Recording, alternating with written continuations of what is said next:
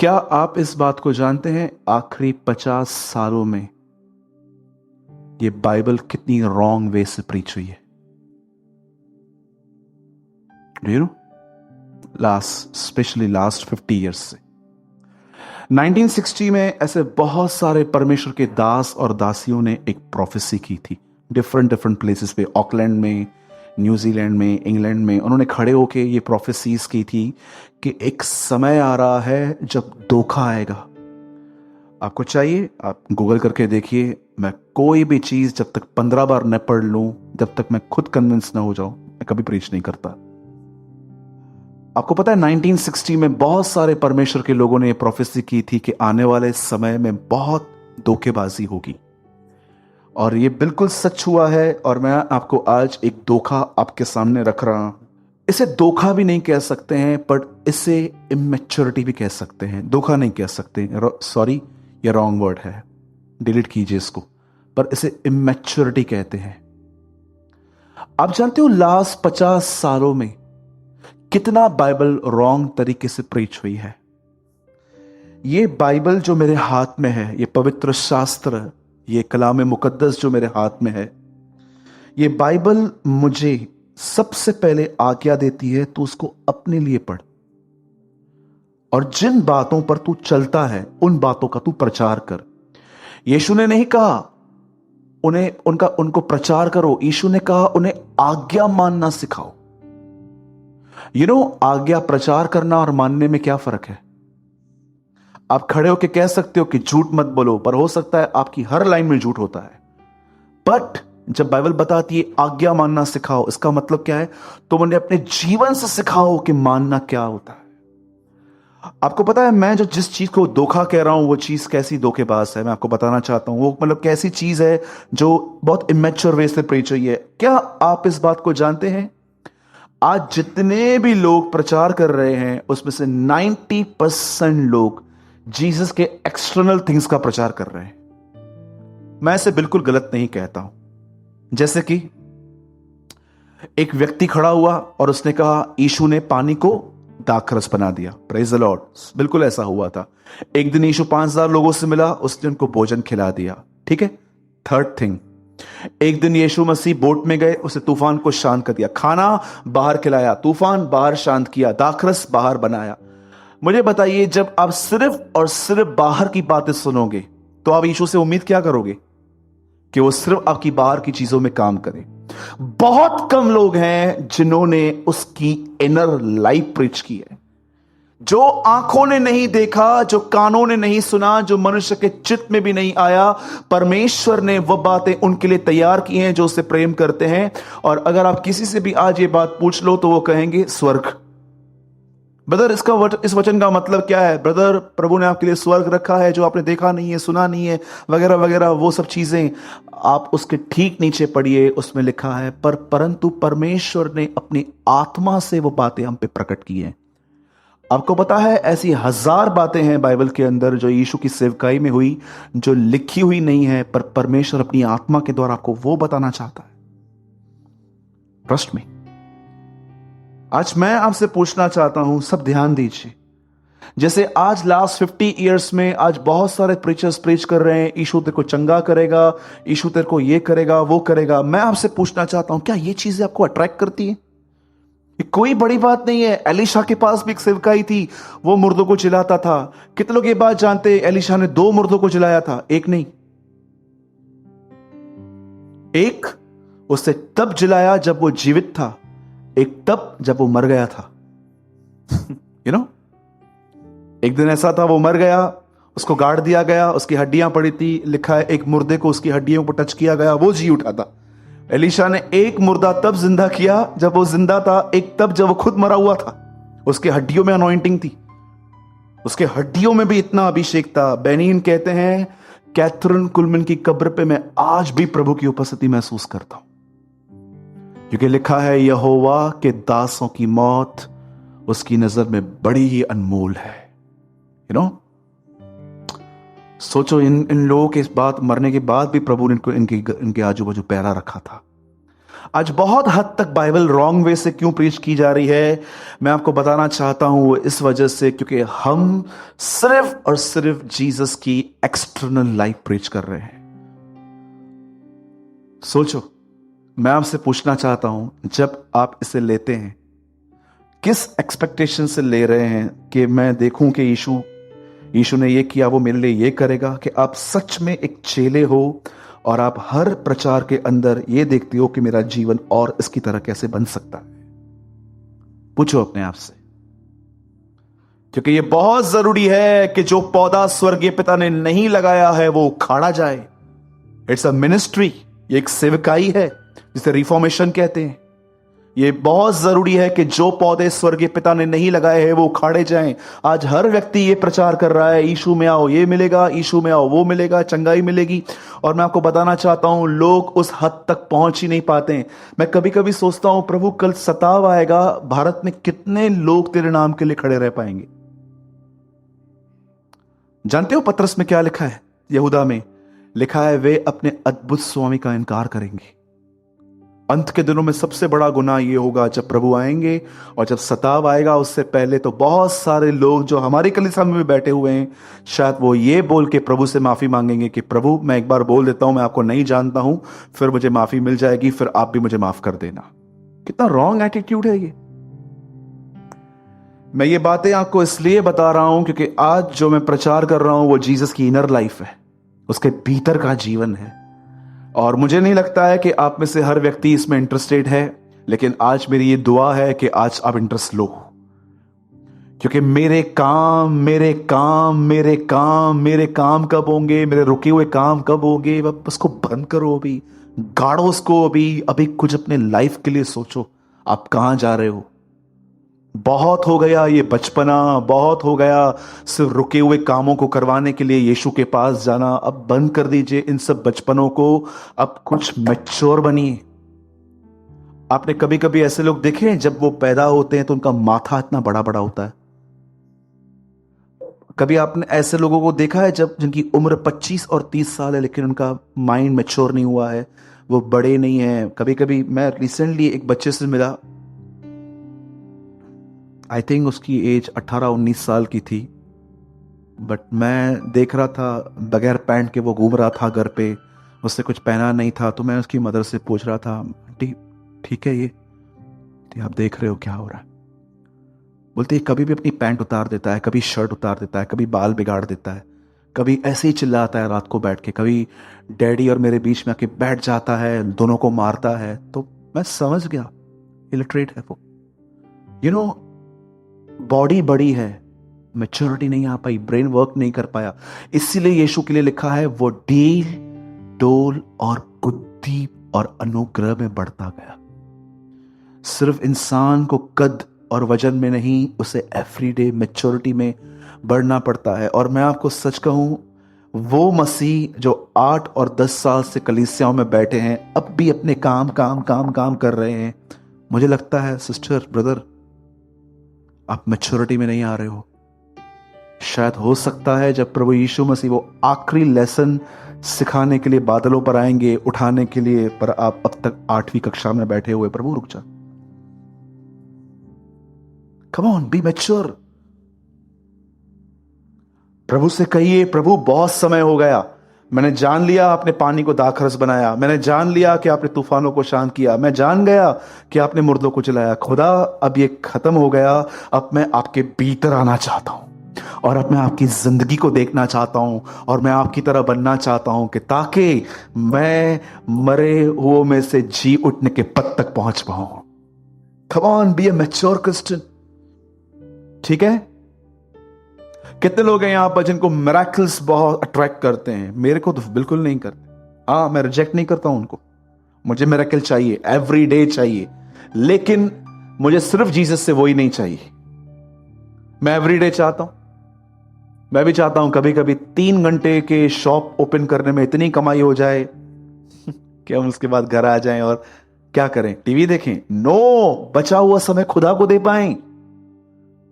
मैं भी चाहता हूं कभी कभी कि एक दिन मैं घर पे जा रहा था, मैं बहुत थका हुआ था, मैंने लिफ्ट का बटन दबाया, लिफ्ट नहीं आ रही थी, तो मुझे मालूम पड़ा लाइट बंद है। और मैं दुआ कर रहा था, प्रभु लाइट आ जाए। मैं सीढ़ी चढ़ ही रहा था, डिश लाइट आ गई। Thank you Lord. मिरेकल्स चाहिए, क्यों नहीं चाहिए, पर सिर्फ मिरेकल ही चाहिए, ये बचपना है। आप एक्सपेक्ट कीजिए जरूर। और मैं यीशु के नाम से कहता हूं, आप परमेश्वर के साथ चलना शुरू करो। अरे एवरी डे मिरेकल होगा। कितने लोगों ने अनुभव किया है? Every day. आप सोचते थे मैं इसको कैसे फेस करूंगा, लेकिन जब आप वहां पहुंचते थे तो परमेश्वर सॉर्ट करके आपके लिए बोलता है, कम आउट कम। मैंने ऐसा महसूस किया कई बार कि कुछ चीजें ऐसे थी जो मैं फेस करने के लिए डरता था, लेकिन जब मैं वहां पर गया मैंने देखा लाल समुद्र ऑलरेडी 2 बार पड़ा हुआ है, चलो जाओ वहां से। अरे यीशु के साथ चलोगे, वो आपको लगता है कि आपको पेट में दर्द होगा और यीशु आपके पेट के दर्द को देख के कहेगा नहीं तू सफर कर। आपको लगता है?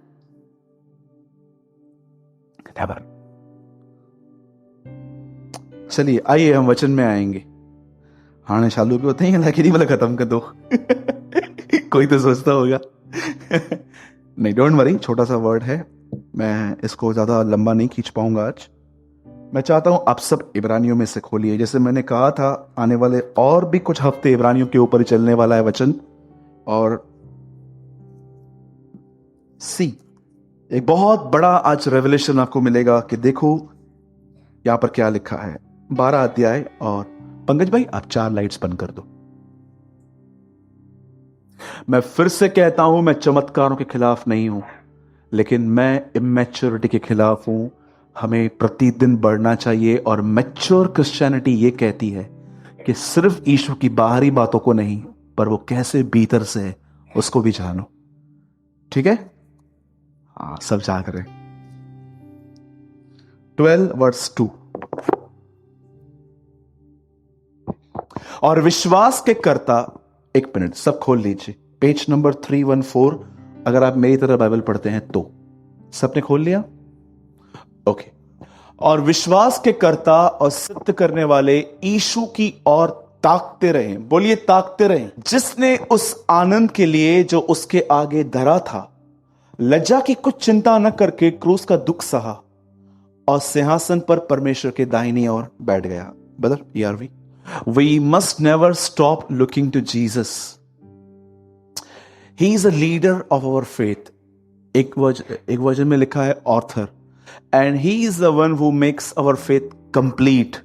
He suffered death on a cross, but he accepted the shame of the cross as if it were nothing because of the joy he could see waiting for him, and now he is sitting at the right side of God's throne. Praise the Lord. Hindi लगा दो। आइए मैं आपको कुछ explain करना चाहता हूं आज इस वचन के ऊपर। शायद ये वचन जो इब्रानियों 11 पढ़ चुके हैं उनको बहुत अच्छे से समझ में आएगा। सुनिए। आप सब जानते हैं इब्रानियों का 11 अध्याय जो है, उस अध्याय को बहुत सारे लोगों ने एक नाम दिया है हीरोज ऑफ फेथ, विश्वास के नायक। आप इब्रानियों 11 पूरा पढ़ लेना, आपको सब उन लोगों की लिस्ट मिलेगी वहां पर जो पुराने नियम में थे और जिन्होंने परमेश्वर पर विश्वास किया और उन्हें उस विश्वास की वजह से क्या क्या मिला। मैं पहले उसमें जो पहले व्यक्ति का जिक्र है जिसने विश्वास से कुछ किया, वो जानते कौन है? समय परमेश्वर। लिखा है विश्वास ही से परमेश्वर ने इस सृष्टि की रचना की। क्या आप इस बात को जानते हो? परमेश्वर को भी सृष्टि बनाने के लिए फेथ की जरूरत पड़ी। किसकी? किस चीज की? फेथ की। परमेश्वर जब सृष्टि बना रहा था तो उसको 3 चीजों की जरूरत थी। वो तीनों उसके पास थी क्योंकि वो उसकी ही है। बुद्धि, विश्वास, सामर्थ। यहां पर 11 में लिखा गया है विश्वास से उसने बनाई। सेकंड थिंग, बुद्धि के लिए लिखा गया है जब यहोवा इस सृष्टि को बना रहा था, मैं बुद्धि उसकी कारीगर थी, नीति वचन में लिखा है। और ताकत, आप सब जानते हो कि परमेश्वर ने सृष्टि को सामर्थ्य से रचा है। अब देखो, जैसे परमेश्वर के विश्वास का जिक्र हुआ, उसके बाद लिखा गया है कि हाबिल का जो बलिदान था वो एक्सेप्ट क्यों हुआ था, क्योंकि वहां पर लिखा गया है विश्वास ही से हाबिल ने केन से उत्तम बलिदान चढ़ाया। आप जानते हो जब हाबिल बलिदान लेकर गया तो उसे विश्वास था कि परमेश्वर ग्रहण करेगा। इसका पूरा हो गया, उसके बाद बाइबल बताती है परमेश्वर पहुंचता है इब्राहिम के पास। जब उसकी देह मर गई थी, सारा को कंसीव करने की ताकत नहीं थी, लिखा है उसने विश्वास किया। लिखा है विश्वास करने पर उसने प्रतिज्ञा की हुई संतान प्राप्त की। इब्राहिम का विश्वास जैसे पूरा हुआ, उसके बाद आई बात मूसा की। मूसा के लिए ऐसा लिखा गया है कि लाल समुंदर को उसने विश्वास ही से दोबाग कर दिया था। आप पूरी आराम से पढ़ो, परमेश्वर से स्टार्ट है, हाबिल, आदम और इब्राहिम, मूसा, उसके बाद बाइबल बताती है नूह के विषय में। ठीक है, आप आराम से पढ़ना, शायद मैं उल्टा ऊपर नीचे बोल रहा हूं, लेकिन मुझे सब याद है, ये सब उसमें लिखा गया है। उसके बाद लिखा है विश्वास ही से नूह ने उन बातों की चेतावनी पाई जो उस समय दिखाई नहीं देती थी, और उसने विश्वास ही से जलयान बनाया और अपने भक्ति के साथ वो वहां चला गया। अब चौथा आदमी कौन निकला? पहले कौन था? बोलो परमेश्वर। सेकंड एबिल, थर्ड इब्राहिम, चौथा मूसा। अब पांचवा किसके लिए बताया? नूह के बारे में। अब उसके बाद एक और व्यक्ति का जिक्र है वहां पर, हनोक। लिखा है विश्वास ही से हनोक जीवित उठा लिया गया और उसका पता नहीं चला। ठीक है, इसका भी हो गया। उसके बाद अब बारी आती है यहोशू की। लिखा है विश्वास ही से उन्होंने शहरपनाह गिराई, जैसे एकदम वो पापड़ के पत्तों की तरह वो खत्म हो गई वहां पर। अब देखो, यहां देखो, ध्यान दो, जितने भी लोग वहां पर लिखे हैं, उसके बाद लिखा है उन्होंने धर्म से राज्य जीते, उन्होंने स्त्रियों ने अपने मरे हुए बच्चों को फिर से वापस पाया, उन्होंने ये किया, राज्य जीते, धर्म के काम किए, और सिंहों की मान से छुड़ाए गए, मुंह से छुड़ाए गए। वो सारी बातों का जिक्र जब करता है, आप एक चीज कॉमन देखो उसमें, और जानते हो वो चीज क्या है? जिन्होंने भी उन दिनों में परमेश्वर पर विश्वास किया, उन्होंने कुछ बाहर की चीज पाई। इब्राहिम ने इसहाक पाया, मूसा ने विश्वास किया, लाल समुंदर दो भाग हुआ, हाबिल ने विश्वास किया, बलिदान दिया। पर आपको पता है ये पूरा अध्याय जब पूरा ही होने वाला था, इस अध्याय का आखिरी वचन क्या है? मतलब 11 का लास्ट वर्ड लगाइए और देखिए इस अध्याय का अंत कहां होता है। लास्ट है 39 लगाइए। संसार उनके योग्य न था और विश्वास ही के द्वारा इन सब के विषय में अच्छी गवाही, तो भी उन्हें प्रतिज्ञा की हुई वस्तुएं न मिली। आगे, क्योंकि परमेश्वर ने हमारे लिए पहले से एक उत्तम बात ठहराई थी। अब ये उत्तम बात क्या है? परमेश्वर पुराने नियम के इतने सारे लोगों का एग्जाम्पल देके कहता है, इनमें से किसी को निहारने की जरूरत नहीं है, मैं तुम्हें इससे उत्तम चीज दूंगा। न इब्राहिम को देखने की जरूरत है, न इसहाक को, न याकूब को, न मूसा को, न सैमुएल को, न हबक्कू को, किसी को भी निहारने की जरूरत नहीं है। अब मैं तुम्हारे लिए इससे एक उत्तम चीज लेकर आऊंगा। और देखो, जब वो उत्तम चीज इस पृथ्वी पर आई, 33 साल यीशु मसीह हमारे बीच में आया, और देखो अब जो उसने 33 साल जिंदगी जी, उस 33 साल की जीवन का जिक्र एक वचन में क्या किया गया है यहां पर।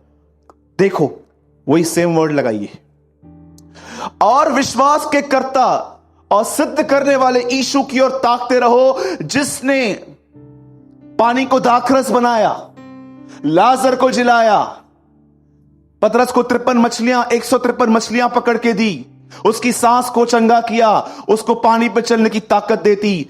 क्या आप इस बात को जानते हो? पुराने नियम के हर आदमी ने, जिसने खुदा पर ईमान रखा, परमेश्वर पर विश्वास किया, उन्हें बाहर की चीज मिली। लेकिन जब नई वाचा में यीशु मसीह आया, और देखो जब उसका जिक्र हुआ, तो उसको ऐसा लिखना चाहिए ना, आओ हम अपने विश्वास के कर्ता और सिद्ध करने वाले यीशु की ओर ताकें, क्योंकि उसने पानी को दाखरस में बनाया, लाजर को चिल्लाया, उसने पानी को यह बना दिया, वो किया। आप मुझे बताइए, उसके जीवन के जितने भी उसने चमत्कार किए, एक जिक्र नहीं है यहां पर। जानते हो जिक्र किस बात का आया? उसकी सहने की ताकत का। His life. जितने भी लोग यहां पर बैठे हैं, मैं आपसे पूछना चाहता हूं, आइए, कितने लोगों ने यह रहस्य पढ़ा है जो अब मैं कह रहा हूं? यीशु मसीह इससे पहले के पृथ्वी पर आए, उससे पहले 4000 साल के युग में वो पिता के साथ था। 1:26 में जब प्रभु दुनिया बना रहा था तो कहता है आओ हम मनुष्य को बनाएं। 17:5 यूहन्ना में यीशु कहता है पिता अब मेरी महिमा कर और उस महिमा से जोड़ जो जगत की उत्पत्ति से तेरी मेरे साथ थी। 4000 साल तक खुदावंत और यीशु साथ थे, वो पिता और वो उसका पुत्र। आपको पता है बाइबल क्या बताती है? शायद ये सच्चाई आपका दिमाग फेर देगी। बाइबल बताती है ये 4000 साल आदम से लेके मलाकी तक, मती तक, ये 4000 साल बाप और बेटा साथ में थे और बेटे को बेटा बना के रखा गया था। और आप जानते हो वहां पर क्या लिखा गया है? वो उसके साथ था। लेकिन आप इस बात को जानते हो, जब यीशु नीचे उतरा 33 साल हमारे बीच में रहा और 33 साल के बाद जब वो वापस अपने घर को चला गया, इतने साल के बाद पौलुस एक बात कहता है उसके उठाए जाने पर। वो कहता है सुनो, उसने अपने आप को शून्य बनाया, उसने अपने आप को दीन किया।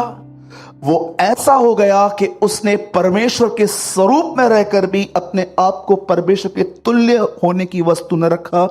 और उसके बाद ये वचन हिला देता है, वो कहता है इस कारण, द रीजन इज दिस, इस कारण परमेश्वर ने उसे वह नाम दिया जो सब नामों में श्रेष्ठ है।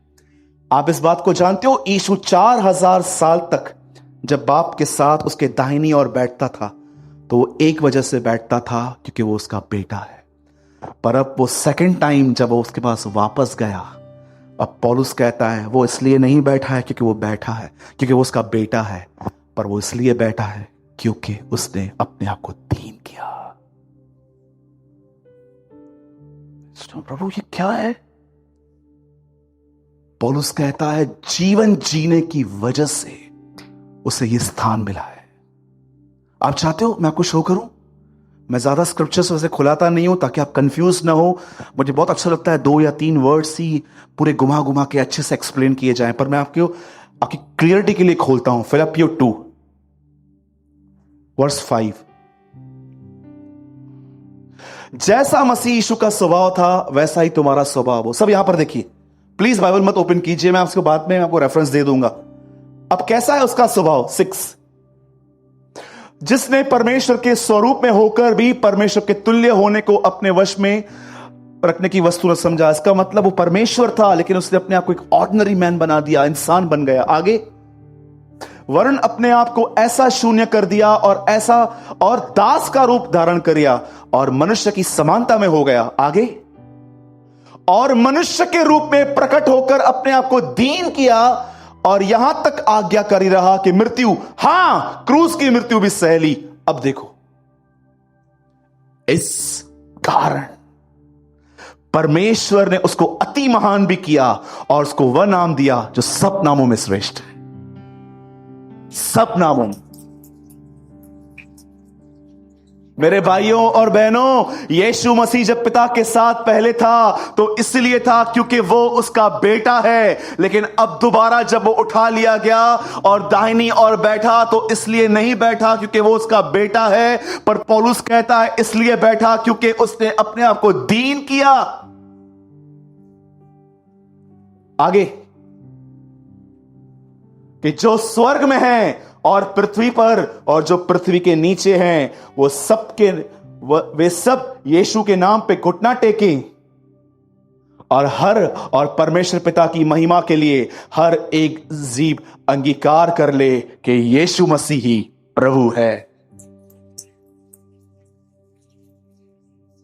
इब्रानियों, आइए पॉइंट पे आते हैं। इब्राहिम ने विश्वास किया, बेटा मिला। इसहाक ने विश्वास किया, बंजर जमीन में जोता बोया, आशीष मिली। मूसा ने विश्वास किया, लाल समुंदर दो भाग किया। यहोशू ने विश्वास किया, यरीहो की शहरपनाह गिरी। दानियल ने विश्वास किया, सिंहों की मान बंद की गई। एलिया ने विश्वास किया, ऊपर से अग्नि गिरी। इन सारे विश्वास के साथ एक चमत्कार जुड़ा हुआ है। लेकिन जब यीशु के विश्वास की बारी आई तो कहता है, आओ, वो व्यक्ति जो पुराने नियम में हर एक को विश्वास देता था, जो उनका करता था और सिद्ध करने वाला, जब वो इस पृथ्वी पर आया तो उसके साथ कोई मिरेकल नहीं जोड़ा गया। उसके लिए जोड़ा गया, उसने क्रूस का दुख सहा। आप में से कितने लोग ये बात जानते हैं, वो उनके मिरेकल्स के लिए नहीं लिखता है, उसकी लाइफ के लिए लिखता है। आइए, जो भी लोग इधर आते हैं, काम काम काम काम, कहां है तुम्हारा जीवन? कितना सहते हो तुम दूसरों को? मैंने कभी लोगों को इसलिए बर्दाश्त नहीं किया है कि मुझे बर्दाश्त करना चाहिए। मैंने सिर्फ उनको गॉस्पेल सुनाने के लिए बर्दाश्त किया, क्योंकि मैं जानता हूं एक दिन यही लोग जो मुझे गाली दे रहे हैं, बुरा भला कहते हैं, खुदा मुझे इनके पास भेजेगा और मैं उनको सुसमाचार अपने चरित्र से बताऊंगा। क्या मैं आपसे पूछना चाहता हूं, आप में से जितने भी लोग यहां पर बैठे हैं, क्या आप बर्दाश्त करते हैं? आप में से 90% लोग मुंह पे सुनाने वाले लोग हैं यहां पर, 90%। आप बोलते हो मैं किसकी क्यों सुनूं, मैंने किससे कुछ लिया है क्या? रॉन्ग एटीट्यूड है तुम्हारा। ये तुम्हें बर्दाश्त करना है, तुम्हें सहना है, ताकि एक दिन तुम उन्हें सुसमाचार बता सको। उस दिन न केवल यीशु पर तुम्हारा समय का जीवन उन्हें छुएगा। आज मैं आपसे पूछना चाहता हूं, कितना बर्दाश्त कर लेते हो आप? कि फट पड़ते हो? क्यों? बाइबल बताती है वो क्रूस पे था। आप मजाक समझते हो? हड्डी मांस नसें तोड़कर जब कीले निकल रहे थे, पर उसके मुंह से गाली नहीं, उनके लिए क्षमा निकल रही थी। रियल डेमोस्ट्रेशन है पवित्र आत्मा का। आजकल लोग जब टीवी खोलते हैं और देखते हैं लोग गिरा रहे हैं, O man of God, oh he have a lot of power. पर कितने लोग ये ताकत जानते हैं? पौलुस कहता है जब परमेश्वर को पाया तो लिखा है उसने अपना पुत्र मुझ में प्रकट किया, मुझ में, मेरे इनसाइड लाइफ। अरे मैसेज तो अभी चालू हुआ है, अभी मैं स्टार्ट करूंगा, अभी देखो क्या हो रहा है अभी आगे चल के। अब आइए, यहां पर क्रूस की बात की गई है, चलो क्रूस पे चलते हैं। अभी यीशु मसीह क्रूस पे चढ़ा हुआ था और जब जिंदा हुआ तो मरियम उसको पहचान नहीं पा रही थी, क्योंकि मरियम एक लेडी थी जिसने उसके पूरे बॉडी को देखा था, कैसे उसके होंठ लटक रहे थे फटकर, कैसे उसका नाक बिगाड़ा गया था। बाइबल बताती है 53 आई थिंक 54-55 में लिखा गया है आइजाया में, जब हमने उसे देखा तो वो मनुष्य सा जान न पड़ता था। आप सोचो, एक आदमी को इतना मारा गया था क्रूस पे कि जब आप उसको देखो तो आप ये बिलीव नहीं कर रहे हो is a man, is a human, ये इंसान है, लग नहीं रहा है, ऐसा लगता है एलियन जैसे है, इसकी नाक मुंह सब बिगाड़ दिए गए, इतनी हालत खराब की गई थी। ये यीशु ने कैसे बर्दाश्त की? आज बात चलेगी आपके बर्दाश्त करने की ताकतों से। यीशु ने कैसे बर्दाश्त की इतनी बातें? हर व्यक्ति, जब रोम सरकार उन्हें कीलों से मारती थी, वो गालियां देते थे, कर्ज करते थे, छोड़ो मुझे, मुझे दर्द हो रहा है। पहली बार रोमी सरकार ने एक ऐसा व्यक्ति देखा जो खुद अपने हाथ फैला के बैठा हुआ था, मारो मुझे। इसीलिए जिसने उसको मारा, लिखा है उसी ने वहां पर क्रूस पे करके कहा, ये सचमुच धर्मी है। जिन्होंने उसे बेदा था, यशायाह कहते हैं, वही उसकी ओर ताकेंगे। आप जानते हो, जिस आदमी ने यीशु को कीले मारे थे, उसी आदमी ने यीशु को देखकर ऐसा कहा था, ये धर्मी है। लूका का ट्रांसलेशन कहता है, वो कहता है ये परमेश्वर का बेटा है। कितनी बड़ी बात है। यीशु ने कोई प्रचार नहीं किया था, कोई लॉन्ग सर्मन्स प्रचार नहीं, कुछ भी नहीं कहा था। उसके चरित्र को देखकर विश्वास में आ गया था। समटाइम्स, जरूरी नहीं है आप मेरे साथ ये बिलीव करो, समटाइम्स मैं जब बाइबल रीड करता हूं तो मैं सोचता हूं, प्रभु आपके 12 चेले थे खाली, लेकिन लिखा है पेंटिकोस्ट के दिन 120 पे पवित्र आत्मा उतरा। क्या मुझे पता चल सकता है कि 108 और कौन थे? समटाइम्स मैं सोचता रहता हूं, प्रभु बिरतिमाई वहां था, जकई वहां था, और मुझे कभी कभी लगता है ये रोमी भी वहां बैठा हुआ था। ये मेरी पर्सनल इमेजिनेशन है, जरूरी नहीं है कि आप मेरे साथ बिलीव करो, पर मैं कभी कभी सोचता हूं ये 108 लोग और कौन थे? ये कौन से लोग थे जो ऊपर बैठे हुए थे, पवित्र आत्मा की मांग कर रहे थे? अब सुनिए, जो मैं अब आपको समझा रहा हूं ना, प्लीज मैं चाहता हूं उसको होल्ड करो। मैंने स्टार्ट कहां से किया था? संतों के विश्वास से। वहां से बात कहां पर आई? यीशु मसीह पर। अब बात कहां पर आई? क्रूस पर। अब क्रूस से पहले क्या हुआ था? यीशु ने, पुराने नियम में जितने भी लोगों ने विश्वास किया उन्हें चमत्कार मिला। नए नियम में यीशु मसीह आए और उनके लिए लिखा गया है, उनके लिए लिखा गया है, उनको सहने की ताकत थी। ये ताकत वो बता रहा है क्रूस पे दिखाई गई, क्रूस का दुख सा। अब चलो क्रूस पे यीशु को देखो, उसने कैसे मार खाई। अब बात यह है, ये क्रूस पे सहने की ताकत उसे गसमनी में मिली थी। Do you know? वो गसमनी बाग में बैठा हुआ था। अब मुझे बताइए, यीशु से अधिक लोग दुआ करते हैं आजकल।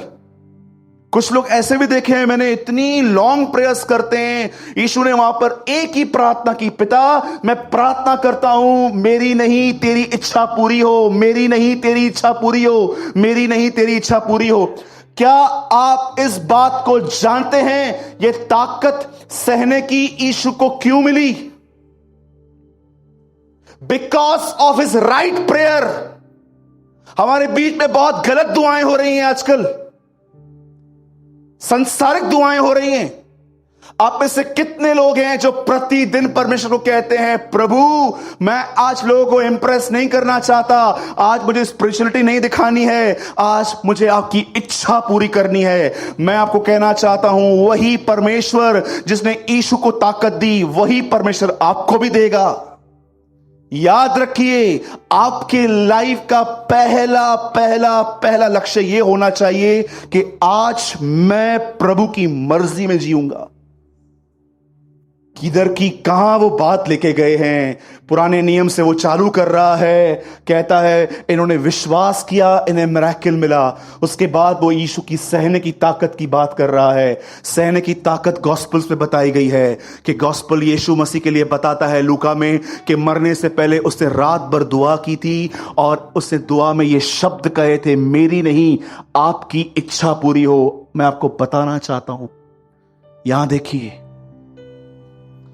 आप में से कितने लोगों ने इस बात को गहराई से जाना है कि प्रभु यीशु मसीह ने कहा, मैं जा रहा हूं और जैसे मैं ऊपर जाऊंगा मैं तुम्हारे लिए दुआ करूंगा कि परमेश्वर तुम्हें पवित्र आत्मा दे। पढ़ा है? अब मैं आपसे पूछना चाहता हूं, पवित्र आत्मा कौन है? स्वयं परमेश्वर। कितनी बड़ी बात है।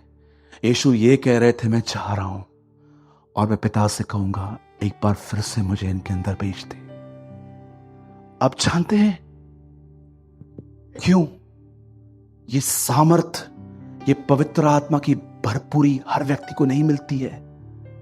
अरे मैं आपको सच कहता हूं, आप बिलीव करो या न करो, मैंने इतने लोगों से मुलाकात करके देखा है, उनकी जिंदगी में कोई पवित्र आत्मा की ताकत नहीं है। जब वो मुझसे मिलते हैं, pastor ji praise the lord, praise the lord sister, brother, pastor ji कैसे हैं? अच्छे हैं। और मैं बहुत हद तक डिसर्न कर लेता हूं, ये सामर्थ नहीं है, ये इंग्लिश में इसको कहते हैं मॉडिफिकेशन। आपको पता है विश्वासी इन दिनों में परमेश्वर की ताकत से नहीं जी रहे हैं, वो बिहेवियर को मॉडिफाई कर रहे हैं। आपने कभी मॉडिफाई गाड़ियां देखी? लोग पुराना इंजन खुलवाते हैं, पूरी बॉडी उसकी नई लगवा देते हैं, और कभी कभी तो ये कारें एब्रॉड की कारों की तरह दिखती हैं। शायद भाइयों में से किसी को इस बात का नॉलेज जरूर होगा, जिसको कहते हैं मॉडिफिकेशन। आज मैं आपसे एक बात पूछना चाहता हूं। आप यहां आते हैं, यहां से निकलने के बाद आप घर जाएंगे, सच बताओ आपके लिए मसीहत क्या है? मॉडिफिकेशन, बिहेवियर मॉडिफिकेशन, बस जय मसीह, प्रेज द लॉर्ड। एक दिन एक कुत्ते को एक स्कूल में बिठाया गया, वो ऐसे बैठा हुआ था। उससे पूछा गया, उसको बोला गया, बोल म्याऊं म्याऊं। उसके बाद बोला नो नो नो नो, से स्वीटली म्याऊं म्याऊं। नो नो नो नो, ये रूड है, और बोल म्याऊं। एक कुत्ते को बिल्ली बनाने की कोशिश की जा रही थी एक स्कूल में, लेकिन वो टीचर्स नहीं समझ पा रहे थे कि कितना भी बिल्ली बनाओ, ये है कुत्ता ही। और जानते हुआ क्या, 1 महीना उसको टीच किया गया। 30 डेज के बाद पता है उसने म्याऊं इतना स्वीटली कहा, और टीचर्स इतने खुश हुए, यस वी डन, हमने कर दिया। लेकिन जानते हुआ क्या, जब वो कुत्ता स्कूल से बाहर निकला तो एक कुत्ते ने उसको राख दिया। और ये सब भूल के कितने लोग हैं, सच बताइए, कभी कभी आपको लगता है कि आप मॉडिफाई कर रहे हो खुद को। पास्टर के सामने आओगे, हाथ मिलाओगे, जय मसीह। कभी कभी मैं कुछ लोगों से मिलता हूं तो मैं उनको बोलता हूं, ब्रदर जय मसीह। वो बोलते हैं जय मसीह। ब्रदर जय मसीह, जय मसीह। ब्रदर आज से क्यों बोल रहे हो, दुआ करके आया। मतलब मेरे को तो लगता है मैंने सालों से नहीं किए, लगता है जैसे तू ये प्रेजेंट करने। लोग इतना बिहेवियर को मॉडिफाई करते हैं, मैं आपको सच कहता हूं, और मैं आपको सच कहता हूं, ये हो सकता है आप भी करते हो। सच बताओ, अगर जब आप आराधना में अपने हाथ उठाते हो, इसलिए उठाते हो क्योंकि मैंने कहा हाथ उठाओ, कि सचमुच प्रेम में उठाते हो? एक दिन वो जो सिस्टर बैठे ना येलो ड्रेस वाले, यहां पर एक बहन बैठी थी। जब हमने नया नया चर्च स्टार्ट किया था 1 साल पहले, यहां पर नए हॉल में आए तो एक बहन अपने बच्चे को लेकर आई थी। बच्चा थोड़ा नटखट था, एक जगह पर रुकने की उसको आदत नहीं थी, और ये बहन आराधना कर रही थी, प्रभु तू महान है, प्रभु तू दयालु है, अनुग्रहकारी है। हम गीत गा रहे थे कोई, तो उसका बच्चा इसका कुर्ता खींच रहा था, मम्मी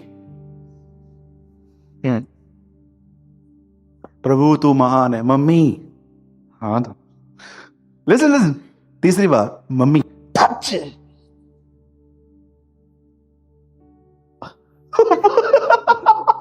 She also laughed.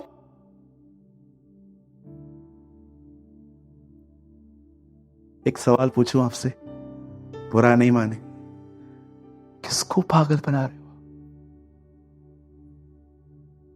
किसको प्रेजेंट कर रहे हो आप? अरे ये चीजें मैंने 5-6 साल पहले क्रूज पे चढ़ा दी थी। कुछ दिन पहले मैंने भाइयों से कहा, भाई आराधना आप करो आज। मुझे मयूर ने कहा, भाई अब आपके बगैर नहीं करेंगे, आप आओ हम साथ में करेंगे। जानते हो मैंने उसको क्या कहा? मैंने कहा, ब्रदर मैं बहुत थका हुआ हूं आज, मेरी बॉडी है ना, मुझे खड़ी नहीं रह पा रही है, मैं इतना टायर्ड हूं। मुझे एक्टिंग बिल्कुल पसंद नहीं है कि यहां पर आके मैं ये दिखाऊं। मुझे लगा कि शायद मैं नहीं कर पाऊंगा आज का दिन, कोई बात नहीं, परमेश्वर का प्रेम मेरे लिए बदलने वाला नहीं है कि अगर मैंने एक दिन आराधना नहीं की थी तो वो खड़ा हो जाएगा, मैं नाराज हूं, तू क्यों नहीं आया आज।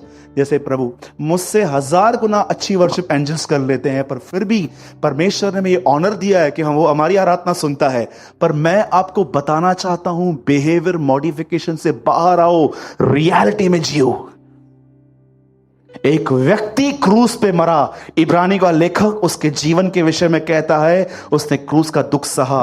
अगर क्रूस के विषय में पढ़ो तो उसने इतनी मार खाई वहां पर, और वो मार खाने की ताकत उसे कुछ समय पहले मिली जब उसने ये दुआएं की, मुझे आपकी इच्छा पूरी करनी है। तो ये जान लो, परमेश्वर की सामर्थ उनकी है जो प्रभु की मर्जी में जीना चाहते हैं।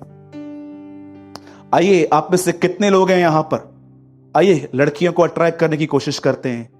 आपकी दाढ़ियां, आपके बाल, आपके चलने फिरने के तरीके, सिर्फ आप लोगों को इंप्रेस करने की।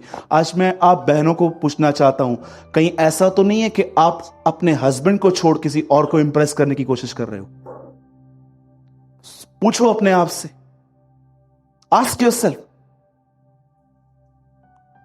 बिलीवर्स इन दिनों में जीसस की तरह नहीं, इनसाइड वो वर्ल्ड की तरह हैं, पर बाहर से वो यीशु की तरह दिखाई देते हैं। कितने लोग ये बात जानते हैं, 666 की चिप जो आजकल चर्चाएं चल रही हैं, वो कहां लगाई जाएगी? कुछ लोग कहते हैं सर पर, कुछ लोग कहते हैं हाथों पर। खैर ये विषय नहीं है, क्योंकि जिसको लगानी है वही इसका नॉलेज पाने की कोशिश करते हैं। हमें से किसको नहीं लगेगी, डोंट वरी। कभी कभी लोग इसके विषय में आते हैं, तो किसी ने मुझसे पूछा, ब्रदर ये ट्रिपल की चिप एक्चुअली है क्या, मुझे बताओ। मैंने कहा आपको लगा नहीं है क्या? People are so crazy in these days, ऐसी सी बातों की वो खोज कर रहे हैं। मैं उनको बोलता हूं यार वो लोग देखे ना जो लोग लगवाना चाहते हैं, अरे हम तो चले जाएंगे उसके साथ, हम उसके साथ रहेंगे, हम पर ये चिप नहीं लगेगी, उसके पिता और उस मेमने का नाम हमारे सरों पे लिखा जाएगा। कितने लोग ये बिलीव करते हैं एक दिन उस परमेश्वर पिता और उस मेमने का नाम आपके ऊपर लिखा जाएगा? ये सब नहीं आएंगी हमारे ऊपर, हम उसके साथ रहेंगे। लिखा है प्रकाशित वाक्य में, उसके पिता और उसके मेमने, उस मेमने का नाम उनके सरों पे लिखा जाएगा। ये चिप विप नहीं लगेगी हमारे ऊपर। इन सब बातों के पीछे मत जाइए। लोग इन दिनों में इन सब चीजों को ढूंढने में लगे पड़े हैं। यीशु ने कहा समयों और कालों को जानना तुम्हारे बस की बात नहीं। परमेश्वर ने, यीशु मसीह ने कहा सुनो, इन सब बातों के बारे में मत सोचो, पर जब पवित्र आत्मा तुम पर आएगा तो तुम सामर्थ पाओगे। उसने कहा सामर्थ ढूंढो जिंदगी जीने के लिए, इन सब चीजों के पीछे मत जाओ। आज मैं आपसे पूछना चाहता हूं, आइए लास्ट थिंग, उसके बाद आप खड़े हो सकते हो। आपके जीवन में पहली प्राथमिकता क्या है? नरक में जिन लोगों को भेजा गया उन्हें एक लाइन बोल के भेजा गया, आपको पता है? आप आराम से पढ़ो बाइबल में एक चित्र है जब यीशु लोगों को नरक भेज रहा था, और आपको पता है उनको एक लाइन बोल के भेज रहा था। किसी को भी ये नहीं कहा गया तूने बाइबल कॉलेज नहीं किया था निकल, किसी को भी ये नहीं कहा गया कि तू ऐसा था निकल।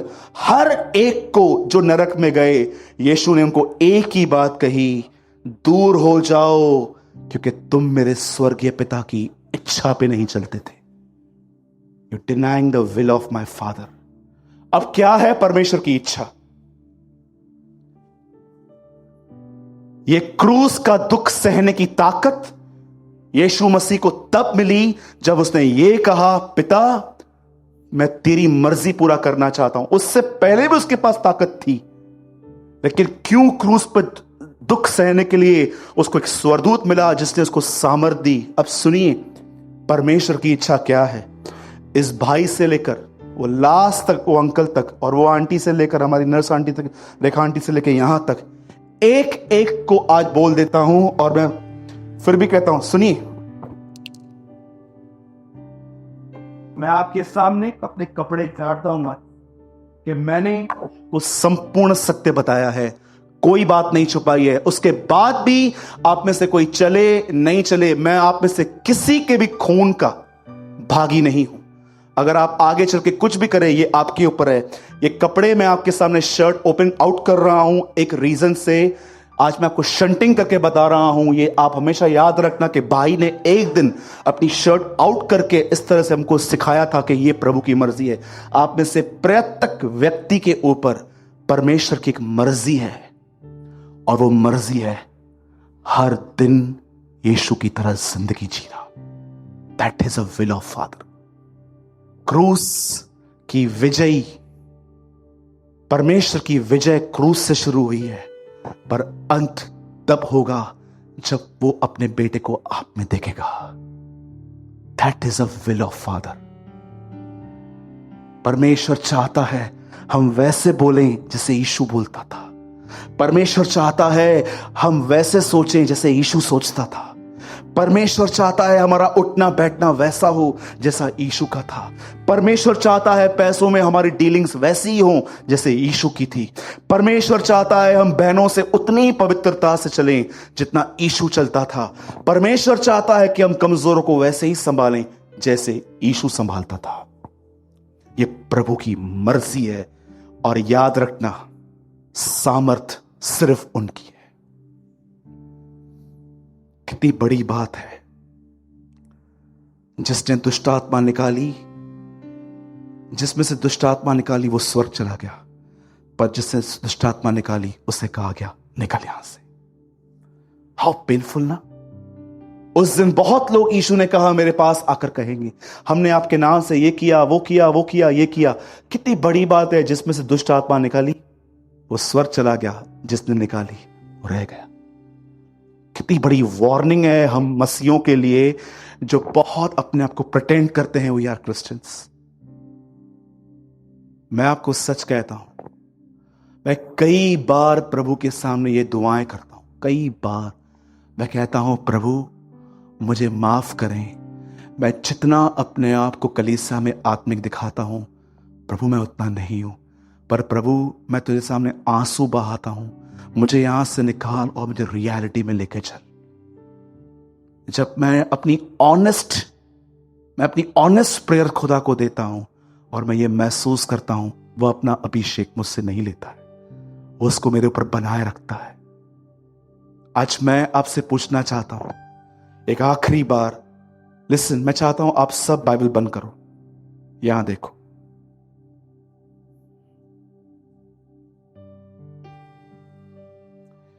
इलेवेंथ चैप्टर में यह दिखाया गया, हर विश्वास करने वाले को एक मिरेकल मिला। लेकिन जब 12वें अध्याय में बाइबल आती है तो बात करती है यीशु के लिए। उसके साथ कोई मिरेकल नहीं जोड़ा गया। उसके जीवन की एक बात यहां पर दिखाई गई कि उसने क्रूस का दुख सहा। अगर आप क्रूस के दुख के ऊपर जाओ तो देखो उसने वहां पर क्या क्या बर्दाश्त किया। धोखे खाई, गालियां खाई, उसे चोट लगी, उसको हर प्रकार की ताड़ना दी गई। और इससे पहले उसे दुआ की थी। उस दुआ में क्या शब्द थे? तेरी मर्जी पूरी हो। आप जानते हैं आपको परमेश्वर पवित्र आत्मा से परिपूर्ण कब करता है? जब आप कहते हो खुदा इनसाइड। जब मरियम के अंदर जीसस था तो वो ये नहीं कहती है हे खुदावंत मैं तेरी बड़ाई करती हूं, वो कहती है मेरा प्राण तेरी बड़ाई करता है। My soul magnifies you. जब आप प्राणों से खुदा को कहते हो खुदा, कितने लोग हैं यहां पर बताइए, हाथ मत उठाना, मैं पहला हूं। कितने लोग हैं जो प्रभु को कहते हैं प्रभु मेरी वजह से तेरा नाम खराब हुआ है, बिकॉज ऑफ मी। मैं वो व्यक्ति हूं जो तेरे नाम को डिसऑनर लेकर आया हूं, अब और नहीं। मैंने घर के अंदर प्रभु सही बर्ताव नहीं किया है, मैंने तुझे गलत प्रेजेंट किया है अपने घर पे। मैंने कितनी बार प्रभु को कहा है प्रभु मैं दोषी हूं, मैंने तुझे सही से प्रेजेंट नहीं किया है। और आपको पता है जब आप परमेश्वर से यह कहोगे ना, प्रभु मैं आपकी मर्जी पूरे करना चाहता हूं, मैं वैसे जीना चाहता हूं जैसे आप मुझे चाहते हैं, मैं आपको बताना चाहता हूं, आप जब से ये दुआएं करना चालू करोगे ना, जब से, आपको पता है इन प्रार्थनाओं का उत्तर कितना जल्दी आता है, क्योंकि ये सब दुआएं प्रभु की मर्जी की हैं। आप में से यहां पर जो लोग बैठे हैं, एक सवाल मैं आपसे पूछता हूं, अगर आप यहां पर जितने लोग यहां पर बैठे हुए हैं,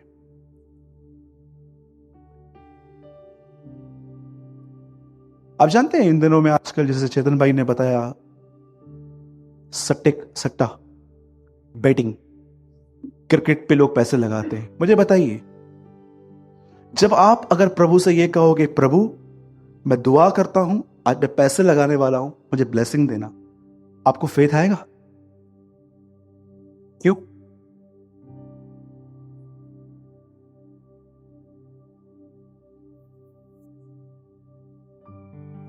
आपको पता है एक रहस्य है, हो सके तो उसके विषय में बाइबल स्टडी करना घर पे। आपको पता है फेथ सिर्फ प्रभु की मर्जी में जनरेट होता है। ट्रस्ट मी और नॉट, मैंने इन दिनों में लर्न किया है and I will teach in coming days. जब आप प्रभु की मर्जी के बाहर जाएंगे ना और कुछ मांगेंगे ना, आपका फेथ सम घूमता रहेगा, स्ट्रगल करना पड़ेगा डाउट्स में। लेकिन आपको पता है जब आप प्रभु की मर्जी में कुछ मांगोगे ना, आपको फेथ के लिए स्ट्रगल नहीं करना पड़ेगा। और आपको पता है क्योंकि जब हम उसकी इच्छा से मांगते हैं तो हम जानते हैं वो हमारी सुनता है वो हमारी सुनता है। ये ऐसी दुआएं हैं जिनका आंसर इतना फास्ट आता है कि आप बैठो और आप खुदा से कहो प्रभु बहुत साल मैंने बातों को बर्दाश्त नहीं किया, बैक में आंसर दिया है, बहुत कुछ किया है, अब नहीं, अब मैं चुप रहूंगा, तेरी ओर दिखूंगा। आप जब उठोगे ना आपको ऐसा लगेगा कि परमेश्वर ने आपको अपनी रूह से भर दिया है, और उसके बाद आप चैलेंज कर सकते हो, तुम में से जो कोई चाहिए मुझे सुनाओ, जिसको जो बोलना है बोलो, मैं कुछ नहीं बोलूंगा। कितने लोग शैतान को चैलेंज करते हैं, कई बार मुझे डिस्करेज करके दिखा। हाँ, बोलिए, कितने लोग हैं, कितने भाई लोग हैं यहां पर जो दुष्टात्माओं कह सकते हैं मुझे डिस्करेज करके दिखा दो? कितने लोग ये कहते हैं शैतान को, मैं तुझे परेशान नहीं करूंगा, तू मुझे परेशान मत कर।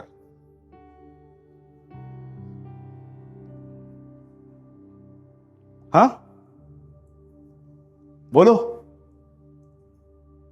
एक आदमी का बुक पढ़ा मैंने इन दिनों में, यीशु को नहीं जानता है, वो अपने किताब में लिखता है मैं सो एंड सो का चेला हूं, और उसके बाद कहता है 1000 लोग मेरे सामने आओ, मुझे गुस्सा दिला के दिखाओ। एक ऐसा व्यक्ति जिसे पवित्र आत्मा नहीं मिला है वो ऐसा कह रहा था, तो सोचो जिनको पवित्र आत्मा मिला है उनको क्या चैलेंज करना चाहिए। प्लीज ये बिहेवियर मॉडिफिकेशन बंद कर दीजिए, ये मोल्ड करना, अपने आप को नम्र दिखाना बंद कर दिए। रियल पावर में जियो कि आप जब सृष्टि में चल रहे हो तो परमेश्वर आपके द्वारा रिवील हो सके। और इस सिर्फ एक ही प्राइस मांगती है, जो चाहते हैं प्रभु की मर्जी में जीना, वो घुटनों पर आके उससे मांगते हैं और उन्हें मिलता है। काश ये संदेश आप कभी लाइटली ना लो।